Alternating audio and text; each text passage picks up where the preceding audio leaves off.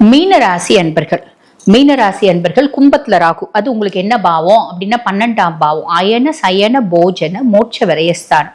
இங்க வந்து பாத்தீங்கன்னா ராகு வந்து பாத்தீங்கன்னா சதய நட்சத்திரத்துல டிராவல் பண்றாரு. குருனோட பார்வை இருக்கு.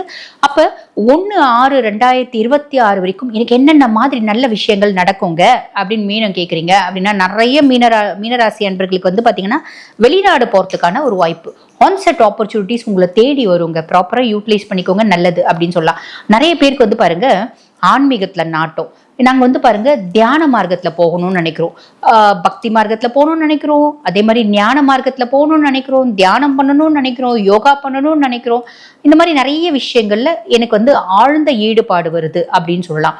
சில அக்கல்ட் சயின்ஸ்லயும் நிறைய பேருக்கு ஆழ்ந்த ஈடுபாடு வரும். நான் தந்திரா பிராக்டிஸ் பண்ணோம், நான் போய் வந்து பாத்தீங்கன்னா சில சித்து விளையாட்டுகள்லாம் கத்துக்கணும் அப்படின்னாமும் தோணும். கத்துக்கிறது தப்பா ரைட்டா அது உங்களோட ஆப்ஷன் தான். உங்களுக்கு வேணும்னா கத்துக்கோங்க, வேணாட்டி விட்டுருங்க. உங்களுக்கு மனசுக்கு என்ன தோணுதோ செய்யுங்க அப்படின்னு சொல்லலாம். இதெல்லாம் தோணும். ராகு வந்து உங்களுக்கு இந்த மாதிரி விஷயங்களை கொடுப்பான் 12ஆம் பாவத்துல இருக்கிறதுனால அப்படின்னு சொல்லலாம்.